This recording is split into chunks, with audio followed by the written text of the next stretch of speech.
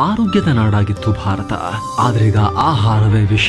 ಆರೋಗ್ಯ ಹಾಳು, ಕೋವಿಡ್ ಕಾಟ, ಡಯಾಬಿಟೀಸ್, ಆರ್ಥರೈಟಿಸ್, ಕ್ಯಾನ್ಸರ್ ಇದಕ್ಕೆಲ್ಲ ಪಾರಂಪರಿಕ ಭಾರತೀಯ ಆಹಾರವೇ ಪರಿಹಾರ. ರೋಗ ನಿರೋಧಕ ಶಕ್ತಿಗಾಗಿ ಬಳಸಿ ಮಿಲೆಕ್ಸ್ ಚೂರ್ಣಂ. ಇದರಲ್ಲಿದೆ ಹೈಯೆಸ್ಟ್ ಕ್ವಾಲಿಟಿ ಸಿರಿಧಾನ್ಯಗಳು, ಡ್ರೈ ಫ್ರೂಟ್ಸ್, ಸೀಡ್ಸ್ ಹಾಗೂ ಮೊಳಕೆ ಕಾಳುಗಳ ಶಕ್ತಿ. ಖರೀದಿಸಲು ಲಿಂಕ್ ಡಿಸ್ಕ್ರಿಪ್ಷನ್ ಮತ್ತು ಪಿನ್ಡ್ ಕಾಮೆಂಟ್ ನಲ್ಲಿದೆ.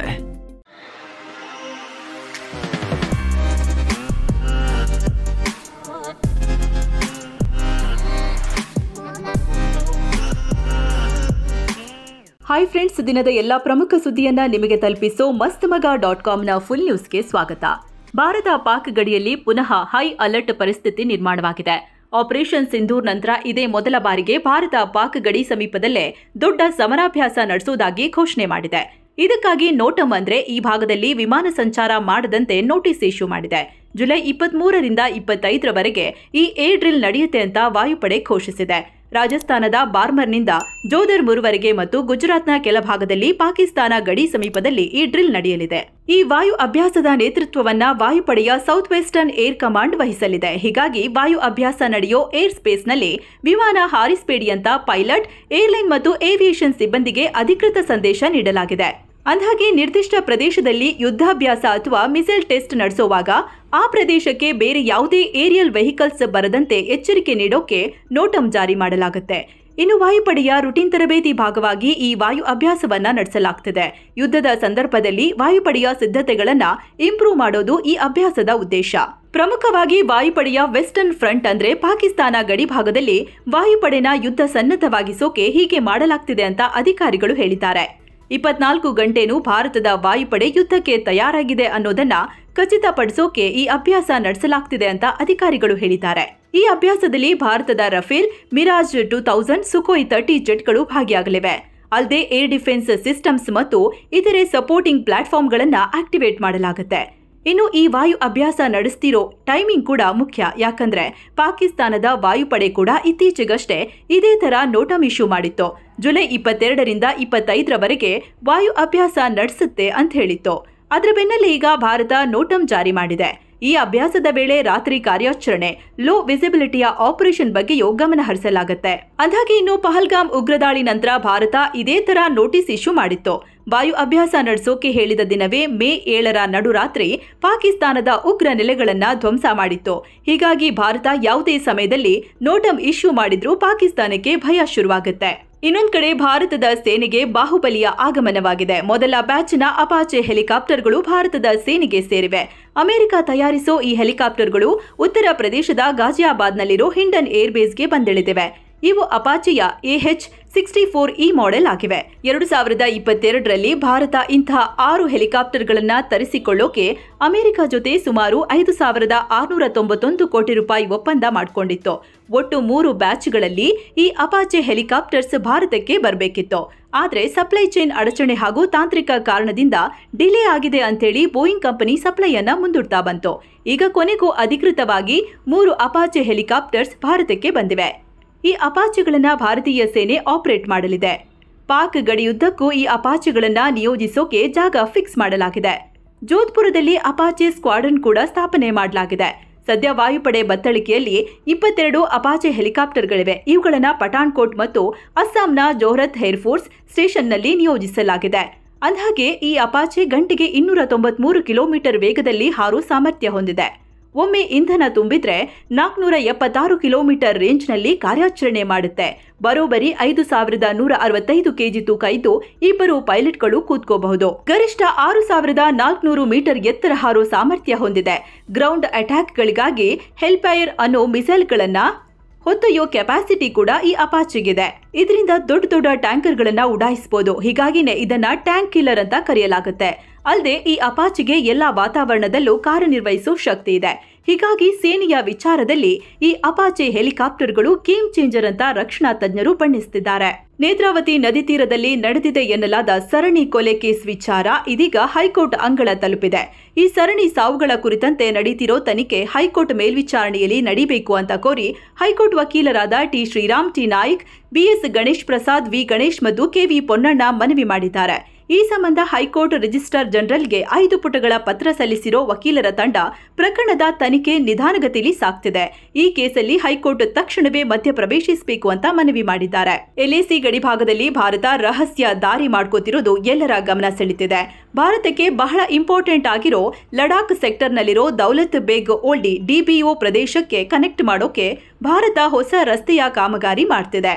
ಇದು ಮುಂದಿನ ವರ್ಷವೇ ಮುಗಿದು ಬಳಕೆಗೆ ಲಭ್ಯವಿರಲಿದೆ ಅಂತ ವರದಿಯಾಗಿದೆ. ಸುಮಾರು 130 ಕಿಲೋಮೀಟರ್ ಉದ್ದದ ಈ ರಸ್ತೆ ಲಡಾಖ್ನ ಸಾಸೋಮಾ, ಸಾಸರ್ಲಾ, ಸಾಸರ್ ಬ್ರಾಂಗ್ಸಾ ಮತ್ತು ಗ್ಯಾಪ್ಶಾನ್ ಅನ್ನೋ ಪ್ರದೇಶಗಳನ್ನ ಹಾದು ಹೋಗಿ ಈ ದೌಲತ್ ಬೇಗ್ ಓಲ್ಡಿ ಪ್ರದೇಶನ ತಲುಪುತ್ತೆ. ಪ್ರಸ್ತುತ ಬಳಕೆಯಲ್ಲಿರೋ ಡಾರ್ಬುಕ್ ಶಯೋಕ್ನಿಂದ ದೌಲತ್ ಬೇಗ್ ಓಲ್ಡಿವರೆಗೆ ಹಾದು ಹೋಗೋ ರಸ್ತೆಗೆ ಇದು ಪರ್ಯಾಯ ಮಾರ್ಗವಾಗಲಿದೆ. ಸದ್ಯ ಈಗ ಬಳಕೆಯಲ್ಲಿರೋ ರಸ್ತೆ ಮೇಲೆ ಚೀನಿ ಸೇನೆಯ ಕಣ್ಗಾವಲಿದೆ. ಅಂದ್ರೆ ಇಲ್ಲಿನ ಪ್ರತಿಯೊಂದು ಸೇನಾ ಮೂವ್ಮೆಂಟ್ ಮೇಲೆ ಚೀನಾ ನಿಗಾ ವಹಿಸಬಹುದು. ಅಲ್ಲಿನ ಪರಿಸರವೇ ಆ ರೀತಿ ಇದೆ. ಸೊ ಚೀನಾ ಕಣ್ಗಾವಲಿನಿಂದ ತಪ್ಪಿಸಿಕೊಳ್ಳೋಕೆ ಈ ಪರ್ಯಾಯ ಮಾರ್ಗ ನಿರ್ಮಾಣ ಮಾಡಲಾಗ್ತಿದೆ. ಈ ಮಾರ್ಗದಲ್ಲಿ ಚೀನಾ ಕಣ್ಣಿಗೆ ಬೀಳದೆ ಭಾರತೀಯ ಸೇನೆಯನ್ನ ಮೂವ್ ಮಾಡಬಹುದು. ಗಡಿ ಭಾಗಕ್ಕೆ ಬೇಕಾದ ಸಲಕರಣೆ ಮತ್ತು ಇತರೆ ಸಪ್ಲೈಗಳನ್ನ ಮಾಡಬಹುದು.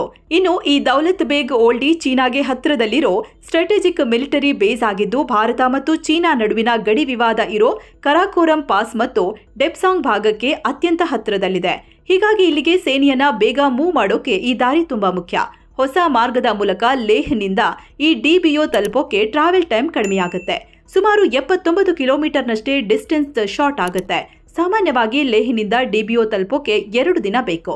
ಆದ್ರೆ ಈ ಹೊಸ ರಸ್ತೆಯಿಂದ ಜಸ್ಟ್ 11 ರಿಂದ 12 ಗಂಟೆ ಸಾಕಾಗುತ್ತೆ.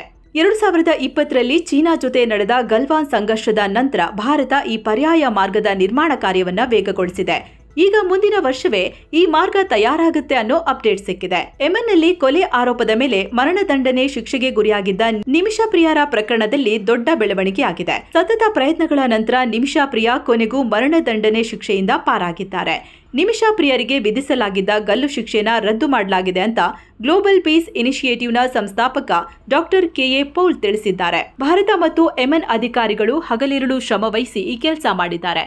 ಇದರಿಂದಾಗಿ ಶಿಕ್ಷೆ ತಪ್ಪಿಸೋಕೆ ಸಾಧ್ಯವಾಗಿದೆ. ಹಲವು ದಿನಗಳ ಪ್ರಯತ್ನದ ನಂತರ ಈ ಯಶಸ್ಸು ಸಿಕ್ಕಿದೆ. ನಿಮಿಷಾ ಪ್ರಿಯರನ್ನ ಬಿಡುಗಡೆ ಮಾಡಿ ಭಾರತಕ್ಕೆ ಕರೆತರೋಕೆ ವ್ಯವಸ್ಥೆ ಮಾಡಲಾಗುತ್ತೆ ಅಂತ ಪೌಲ್ ಹೇಳಿದ್ದಾರೆ.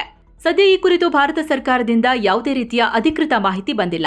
ತಮ್ಮ ಬಿಸಿನೆಸ್ ಪಾರ್ಟ್ನರ್ ತಲಾಲ್ ಅಬ್ದೋ ಮೆಹದಿ ಅನ್ನೋರ ಜೊತೆ ವೈಮನಸ್ಸು ಉಂಟಾಗಿ ನಿಮಿಷಾ ಪ್ರಿಯಾ ಅವರನ್ನ ಹತ್ಯೆ ಮಾಡಿದ್ರು ಅನ್ನೋ ಆರೋಪದ ಮೇಲೆ ಮರಣದಂಡನೆ ಶಿಕ್ಷೆ ವಿಧಿಸಲಾಗಿತ್ತು. ಜುಲೈ 16ರಂದು ಮರಣದಂಡನೆಗೆ ದಿನಾಂಕ ನಿಗದಿ ಮಾಡಲಾಗಿತ್ತು. ಆದರೆ ಭಾರತೀಯ ಅಧಿಕಾರಿಗಳು ಮತ್ತು ಕೇರಳದ ಇಮಾಮ್ಗಳ ಸಹಾಯದಿಂದ ಇದನ್ನ ಮುಂದೂಡಲಾಗಿತ್ತು. ನಂತರ ನಿಮಿಷಾರನ್ನ ಈ ಸಂಕಷ್ಟದಿಂದ ಹೊರತರೋಕಿದ್ದ ಒಂದೇ ಒಂದು ಮಾರ್ಗ ಬ್ಲಡ್ ಮನಿ, ಅಂದ್ರೆ ಮೃತ ಕುಟುಂಬಕ್ಕೆ ಹಣ ಪರಿಹಾರ ನೀಡಿ ಕ್ಷಮಾದಾನ ಪಡೆಯೋದು. ಆದ್ರೆ ಅದಕ್ಕೂ ಮೃತ ತಲಾಲ್ ಅಬ್ದೋ ಕುಟುಂಬ ನಿರಾಕರಿಸಿತ್ತು. ಈಗ ನಿಮಿಷಾರ ಗಲ್ಲು ಶಿಕ್ಷೆ ರದ್ದು ಮಾಡಲಾಗಿದೆ ಅಂತ ವರದಿಯಾಗಿದೆ.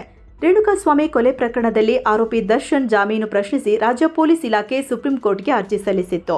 ಈಗ ಆ ಮೇಲ್ಮನವಿ ಅರ್ಜಿ ವಿಚಾರಣೆಯನ್ನ ಸುಪ್ರೀಂ ಕೋರ್ಟ್ ಮುಂದೂಡಿದೆ.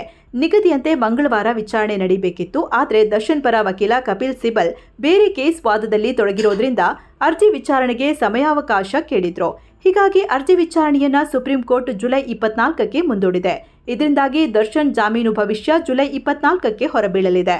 1.25 ಲಕ್ಷ ರೂಪಾಯಿ ಲಂಚ ಸ್ವೀಕರಿಸುತ್ತಿದ್ದ ವೇಳೆ ಮಹಿಳಾ PSIಯೊಬ್ಬರು ಲೋಕಾಯುಕ್ತ ಬಲೆಗೆ ಬಿದ್ದಿದ್ದಾರೆ. ಇವರನ್ನ ಬೆಂಗಳೂರಿನ ಗೋವಿಂದಪುರ ಪೊಲೀಸ್ ಠಾಣೆ PSI ಸಾವಿತ್ರಿಬಾಯಿ ಅಂತ ಗುರುತಿಸಲಾಗಿದೆ. ಕೇಸೊಂದರಲ್ಲಿ ಬಿ ರಿಪೋರ್ಟ್ ಹಾಕಲು ಸಾವಿತ್ರಿಬಾಯಿ ಹಣಕ್ಕೆ ಬೇಡಿಕೆ ಇಟ್ಟಿದ್ರು. ಹೀಗಾಗಿ ಮೊಹಮ್ಮದ್ ಯೂನಸ್ ಅನ್ನೋರು ಲೋಕಾಯುಕ್ತಕ್ಕೆ ದೂರು ನೀಡಿದ್ರು. ಈಗ 1.25 ಲಕ್ಷ ರೂಪಾಯಿ ಲಂಚ ಸ್ವೀಕರಿಸುವಾಗ ಸಿಕ್ಬಿದ್ದಿದ್ದಾರೆ. ಸದ್ಯ ಲೋಕಾಯುಕ್ತ ಪೊಲೀಸರು ಸಾವಿತ್ರಿಬಾಯಿ ಅವರನ್ನ ಬಂಧಿಸಿ ಹೆಚ್ಚಿನ ವಿಚಾರಣೆ ನಡೆಸುತ್ತಿದ್ದಾರೆ. ಬೆಂಗಳೂರಲ್ಲಿ ಅಕ್ರಮವಾಗಿ ನೆಲೆಸಿದ್ದ ವಿದೇಶಿಗರ ವಿರುದ್ಧ ಸಿಸಿಬಿ ಪೊಲೀಸರು ಭರ್ಜರಿ ಕಾರ್ಯಾಚರಣೆ ನಡೆಸಿದ್ದಾರೆ. ನೈಜೀರಿಯಾ, ಘಾನಾ, ಸುಡಾನ್ ದೇಶದ ಒಟ್ಟು 9 ವಿದೇಶಿಗರನ್ನ ಅರೆಸ್ಟ್ ಮಾಡಿದ್ದಾರೆ. ಪಾಸ್ಪೋರ್ಟ್ ವೀಸಾ ಅವಧಿ ಮುಗಿದಿದ್ರೂ ಸಹ ಈ ವಿದೇಶಿಗರು ಅಕ್ರಮವಾಗಿ ಬೆಂಗಳೂರಲ್ಲಿ ವಾಸವಾಗಿದ್ರು. ಈಗ ಇವರನ್ನೆಲ್ಲ ಬಂಧಿಸಲಾಗಿದ್ದು ಅವರವರ ದೇಶಕ್ಕೆ ವಾಪಸ್ ಕಳಿಸೋ ಪ್ರಕ್ರಿಯೆ ನಡೀತಾ ಇದೆ. ಸುಮಾರು 60 ವರ್ಷಕ್ಕಿಂತ ಹೆಚ್ಚು ಕಾಲ ದೇಶ ಸೇವೆ ಮಾಡಿರೋ ಭಾರತೀಯ ವಾಯುಪಡೆಯ MiG-21 ಫೈಟರ್ ಜೆಟ್ ಇತಿಹಾಸದ ಪುಟ ಸೇರಲಿದೆ.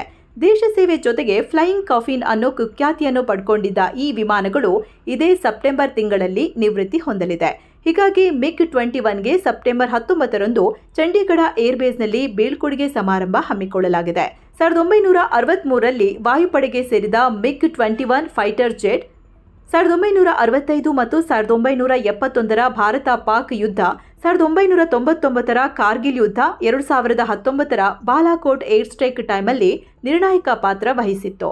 ಅಲ್ಲದೆ ತನ್ನ ಸೇವಾ ಅವಧಿಯಲ್ಲಿ ಸುಮಾರು 400ಕ್ಕೂ ಹೆಚ್ಚು ಬಾರಿ ಅಪಘಾತಕ್ಕೀಡಾಗಿ ಹಾರೋ ಶವಪೆಟ್ಟಿಗೆ ಅನ್ನೋ ಕುಖ್ಯಾತಿನೂ ಪಡೆದಿತ್ತು. ಸದ್ಯ ಭಾರತವೇ ಅತಿ ಹೆಚ್ಚು MiG-21 ಫೈಟರ್ ಜೆಟ್ಗಳನ್ನು ಬಳಕೆ ಮಾಡ್ತಿತ್ತು. ಈಗ ಸೇನೆಯಿಂದ MiG-21 ಅಧಿಕೃತವಾಗಿ ಸೆಪ್ಟೆಂಬರ್ನಲ್ಲಿ ನಿವೃತ್ತಿ ಆಗಲಿದೆ. MiG-21 ಸ್ಥಾನಕ್ಕೆ ಹಂತ ಹಂತವಾಗಿ ತೇಜಸ್ ಏರ್ಕ್ರಾಫ್ಟ್ಗಳು ಸೇರ್ಪಡೆಗೊಳ್ಳಲಿವೆ.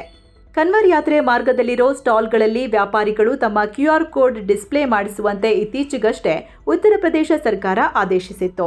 ಇದನ್ನ ಪ್ರಶ್ನಿಸಿ ಸುಪ್ರೀಂ ಕೋರ್ಟ್ನಲ್ಲಿ ಅರ್ಜಿ ಸಲ್ಲಿಕೆಯಾಗಿದ್ದು, ಇದರ ವಿಚಾರಣೆ ನಡೆಸಿದ ಸುಪ್ರೀಂ ಕೋರ್ಟ್ ಈಗ ಮಹತ್ವದ ನಿರ್ದೇಶನ ನೀಡಿದೆ. ಈ QR ಕೋಡ್ ಡಿಸ್ಪ್ಲೇ ಮಾಡೋ ಉತ್ತರ ಪ್ರದೇಶದ ಆದೇಶಕ್ಕೆ ತಡೆಯಾಜ್ಞೆ ನೀಡೋಕೆ ನಿರಾಕರಿಸಿದೆ. ಜೊತೆಗೆ ಉತ್ತರ ಪ್ರದೇಶ ಸರ್ಕಾರದ ಆದೇಶನ ಅನುಸರಿಸಿ ಕನ್ವರ್ ಮಾರ್ಗದಲ್ಲಿರೋ ಡಾಬಾ ಮತ್ತು ರೆಸ್ಟೋರೆಂಟ್ ಮಾಲೀಕರು ತಮ್ಮ ಲೈಸೆನ್ಸ್ ಮತ್ತು ರಿಜಿಸ್ಟ್ರೇಷನ್ ಮಾಹಿತಿ ಪ್ರದರ್ಶಿಸಲೇಬೇಕು ಅಂತ ಸೂಚಿಸಿದೆ. ಅಲ್ಲದೆ ಕನ್ವರ್ ಯಾತ್ರೆ ಮಂಗಳವಾರವೇ ಕೊನೆಗೊಳ್ಳುತ್ತೆ. ಸರ್ಕಾರದ ಆದೇಶ ಕಾನೂನುಬದ್ಧವಾಗಿರಲಿ ಆಗದೇ ಇರಲಿ, ಕೊನೆ ದಿನದಲ್ಲಿ ಈ ಆದೇಶದ ಬಗ್ಗೆ ಪರಿಶೀಲನೆ ನಡೆಸೋ ಅಗತ್ಯ ಇಲ್ಲ ಅಂತ ಹೇಳಿದೆ. ಅಂದಾಗೆ ಇತ್ತೀಚೆಗಷ್ಟೇ ಉತ್ತರ ಪ್ರದೇಶ ಸರ್ಕಾರ QR ಕೋಡ್ ಡಿಸ್ಪ್ಲೇ ಮಾಡಬೇಕು ಅಂತ ಆದೇಶ ನೀಡಿತ್ತು. ಅದರ ಬೆನ್ನಲ್ಲೇ ಉತ್ತರಾಖಂಡ ಸರ್ಕಾರ ಅಂಥದ್ದೇ ಆದೇಶ ಪಾಸ್ ಮಾಡಿತು. ಆದರೆ ಇದನ್ನ ಪ್ರಶ್ನಿಸಿ ಸುಪ್ರೀಂ ಕೋರ್ಟ್ನಲ್ಲಿ ಅರ್ಜಿ ಸಲ್ಲಿಕೆಯಾಗಿತ್ತು. ಇದರಿಂದ ಜನರ ಮೂಲಭೂತ ಹಕ್ಕು ಉಲ್ಲಂಘನೆಯಾಗ್ತಿದೆ, ತಾರತಮ್ಯ ಮಾಡಲಾಗ್ತಿದೆ. ಆದ್ರಿಂದ ಈ ಆದೇಶಗಳನ್ನು ನಿರ್ಬಂಧಿಸುವಂತೆ ಮನವಿ ಮಾಡಿಕೊಳ್ಳಲಾಗಿತ್ತು. ಉಪರಾಷ್ಟ್ರಪತಿ ಜಗದೀಪ್ ಧನ್ಕರ್ ತಮ್ಮ ಸ್ಥಾನಕ್ಕೆ ರಾಜೀನಾಮೆ ನೀಡಿರೋ ವಿಚಾರ ಈಗ ತೀವ್ರ ಚರ್ಚೆಗೆ ಗ್ರಾಸವಾಗಿದೆ. ತಮ್ಮ ಆರೋಗ್ಯ ಸರಿಯಿರದ ಕಾರಣ ಈ ನಿರ್ಧಾರ ಮಾಡಿರೋದಾಗಿ ಧನ್ಕರ್ ತಿಳಿಸಿದ್ರು. ತಾವಾಗೇ ರಾಷ್ಟ್ರಪತಿ ಭವನಕ್ಕೆ ಬಂದು ರಾಷ್ಟ್ರಪತಿ ದ್ರೌಪದಿ ಮುರ್ಮು ಅವರಿಗೆ ರಾಜೀನಾಮೆ ಪತ್ರ ಸಲ್ಲಿಸಿದ್ರು. ಆದರೆ ವಿಪಕ್ಷಗಳು ಈ ವಿಚಾರಕ್ಕೆ ಆಶ್ಚರ್ಯ ವ್ಯಕ್ತಪಡಿಸಿವೆ. ಇನ್ನು ಕಾಂಗ್ರೆಸ್ ಪ್ರಧಾನ ಕಾರ್ಯದರ್ಶಿ ಜೈರಾಮ್ ರಮೇಶ್ ಧನ್ಕರ್ ರಾಜೀನಾಮೆಗೆ ಹೆಲ್ತ್ ಇಶ್ಯೂ ಕಾರಣ ಅಲ್ಲ, ಅದಕ್ಕೆ ಬೇರೆ ಬಲವಾದ ಕಾರಣಗಳಿವೆ ಅಂತ ಹೇಳಿದ್ದಾರೆ. ಇನ್ನು ಈ ವಿಚಾರವಾಗಿ PM ಮೋದಿ ರಿಯಾಕ್ಟ್ ಮಾಡಿದ್ದಾರೆ. ಉಪರಾಷ್ಟ್ರಪತಿ ಸೇರಿದಂತೆ ದೇಶದ ಇತರ ಹುದ್ದೆಗಳನ್ನು ಧನ್ಕರ್ ಅವರು ಸಮರ್ಥವಾಗಿ ನಿಭಾಯಿಸಿದ್ದಾರೆ, ಅವರ ಆರೋಗ್ಯ ಚೆನ್ನಾಗಿರಲಿ ಅಂತ ಹೇಳಿದ್ದಾರೆ. ಇನ್ನು ಧನ್ಕರ್ ಅವರಿಂದ ತೆರವಾದ ಉಪರಾಷ್ಟ್ರಪತಿ ಹುದ್ದೆಗೆ ಸಂವಿಧಾನದ ಪ್ರಕಾರ 60 ದಿನಗಳ ಒಳಗೆ ನೂತನ ಉಪರಾಷ್ಟ್ರಪತಿಯವರನ್ನ ಆಯ್ಕೆ ಮಾಡೋದು ಕಡ್ಡಾಯವಾಗಿದೆ. ಅಲ್ಲಿಯವರೆಗೆ ರಾಜ್ಯಸಭೆಯ ಉಪಾಧ್ಯಕ್ಷ ಹರಿವಂಶ್ ನಾರಾಯಣ್ ಸಿಂಗ್ ಹಂಗಾಮಿ ಉಪರಾಷ್ಟ್ರಪತಿಯಾಗಿ ಜವಾಬ್ದಾರಿ ವಹಿಸಿಕೊಳ್ಳಲಿದ್ದಾರೆ. ಮಣಿಪುರದಲ್ಲಿ 2ನೇ ಮಹಾಯುದ್ಧ ಕಾಲದ ಅವಶೇಷಗಳು ಪತ್ತೆಯಾಗಿವೆ ಅಂತ ಅಧಿಕಾರಿಗಳು ತಿಳಿಸಿದ್ದಾರೆ. ಅಲ್ಲಿನ ಪಶ್ಚಿಮ ಇಂಫಾಲ್ ಜಿಲ್ಲೆಯ ಕಾಮಗಾರಿ ಸ್ಥಳದಲ್ಲಿ ದೊಡ್ಡ ಪ್ರಮಾಣದ ತುಕ್ಕು ಹಿಡಿದ ಖಾಲಿ ಡಬ್ಬಿಗಳು, ನೀರಿನ ಬಾಟಲ್ಗಳು, ಸ್ಫೋಟಕ ಶೆಲ್ ಸೇರಿದಂತೆ ಅನೇಕ ವಸ್ತುಗಳು ಪತ್ತೆಯಾಗಿವೆ. ಭೂಮಿಯಿಂದ 4 ಅಡಿಗಳ ಆಳದಲ್ಲಿ ಈ ಅವಶೇಷಗಳು ಸಿಕ್ಕಿವೆ.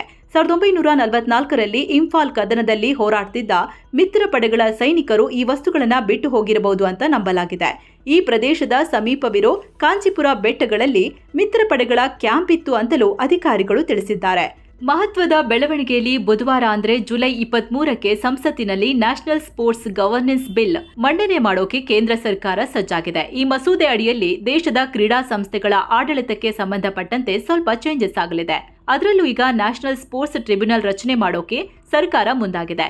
ಇದರಡಿಯಲ್ಲಿ BCCI ಕೂಡ ಬರಲಿದೆ. ಒಂದು ವೇಳೆ ಈ ಮಸೂದೆ ಕಾಯ್ದೆಯಾದ್ರೆ ಎಲ್ಲಾ ರಾಷ್ಟ್ರೀಯ ಫೆಡರೇಷನ್ಗಳಂತೆ BCCIಗೂ ಕೂಡ ಸರ್ಕಾರದ ಈ ಹೊಸ ಕಾನೂನು ಅನ್ವಯವಾಗಲಿದೆ. ಅಂದ್ರೆ ಇಷ್ಟು ದಿನ BCCI ಆಟೋನೋಮಸ್ ಬಾಡಿ ಆಗಿತ್ತು. ಇದರಲ್ಲಿದ್ದ ಆಂತರಿಕ ಸಮಿತಿಗಳು ಭಾರತೀಯ ಕ್ರಿಕೆಟ್ಗೆ ಸಂಬಂಧಪಟ್ಟ ಎಲ್ಲಾ ವಿವಾದಗಳನ್ನ ಹ್ಯಾಂಡಲ್ ಮಾಡ್ತಿತ್ತು. ಎಲ್ಲಾ ವಿವಾದಗಳು ತಾರಕಕ್ಕೇರಿ ಅದನ್ನ ಬಗೆಹರಿಸೋಕೆ ಆಗಿಲ್ಲ ಅಂದ್ರೆ ವಿಚಾರ ಕೋರ್ಟ್ ತಲುಪ್ತಿತ್ತು. ಆದ್ರೆ ಈ ಹೊಸ ಕಾನೂನು ಅಡಿಯಲ್ಲಿ ನ್ಯಾಷನಲ್ ಸ್ಪೋರ್ಟ್ಸ್ ಟ್ರಿಬ್ಯುನಲ್ ರಚನೆ ಮಾಡಲಾಗುತ್ತೆ. BCCIಗೆ ಸಂಬಂಧಪಟ್ಟ ಎಲ್ಲಾ ವಿವಾದಗಳನ್ನ ಇಲ್ಲಿನೇ ಹ್ಯಾಂಡಲ್ ಮಾಡಲಾಗುತ್ತೆ ಎನ್ನಲಾಗ್ತಿದೆ. ಈ ಬಗ್ಗೆ ಬಿಲ್ ಪಾಸ್ ಆದ ನಂತರ ಇನ್ನಷ್ಟು ವಿಚಾರ ಹೊರಬರಲಿದೆ. ಅಮೆರಿಕದ ಅಧ್ಯಕ್ಷ ಡೊನಾಲ್ಡ್ ಟ್ರಂಪ್ ದೊಡ್ಡ ನಿರ್ಧಾರ ಮಾಡಿದ್ದಾರೆ. ಅಮೆರಿಕವನ್ನ ಯುನೆಸ್ಕೋದಿಂದ ಹೊರತರೋಕೆ ಡಿಸೈಡ್ ಮಾಡಿದ್ದಾರೆ ಅಂತ ಅಮೆರಿಕದ ನ್ಯೂಯಾರ್ಕ್ ಪೋಸ್ಟ್ ವರದಿ ಮಾಡಿದೆ. ಯುನೆಸ್ಕೋ ಅಮೆರಿಕ ವಿರೋಧಿ ಮತ್ತು ಇಸ್ರೇಲ್ ವಿರೋಧಿ ನೀತಿಗಳನ್ನ ಹೊಂದಿದೆ ಅಂತ ಹೇಳಿ ಈ ನಿರ್ಧಾರಕ್ಕೆ ಬಂದಿದ್ದಾರೆ ಎನ್ನಲಾಗಿದೆ. ಕಳೆದ ಸೆಷನ್ನಲ್ಲಿ ಲಾಭ ಮಾಡಿಕೊಂಡಿದ್ದ ಭಾರತದ ಷೇರುಪೇಟೆ ಫ್ಲಾಟ್ ಆಗಿದೆ. ದಿನದ ವಹಿವಾಟಿನ ಅಂತ್ಯಕ್ಕೆ ಸೆನ್ಸೆಕ್ಸ್ 13.53 ಪಾಯಿಂಟ್ಸ್ ಬಿದ್ದು 87,186ಕ್ಕೆ ರೀಚ್ ಆಗಿದೆ. ನಿಫ್ಟಿ 29.80 ಪಾಯಿಂಟ್ಸ್ ಬಿದ್ದು 25,060ಕ್ಕೆ ತಲುಪಿದೆ. ಬ್ಯಾಂಕಿಂಗ್, ಆಟೋ ಮತ್ತು ಮೀಡಿಯಾ ಸ್ಟಾಕ್ಗಳ ಕಳಪೆ ಪ್ರದರ್ಶನದಿಂದ ಮಾರ್ಕೆಟ್ ಫ್ಲಾಟ್ ಆಗಿದೆ. ಇತ್ತ ಭಾರತ ಮತ್ತು ಅಮೆರಿಕ ನಡುವಿನ ವ್ಯಾಪಾರ ಒಪ್ಪಂದ ಬಗ್ಗೆ ಕೂಡ ಯಾವುದೇ ಕ್ಲಾರಿಟಿ ಸಿಗ್ತಿಲ್ಲ. ಹೀಗಾಗಿ ಹೂಡಿಕೆದಾರರು ಜಾಗರೂಕರಾಗಿಯೇ ವಹಿವಾಟು ನಡೆಸುತ್ತಿದ್ದಾರೆ.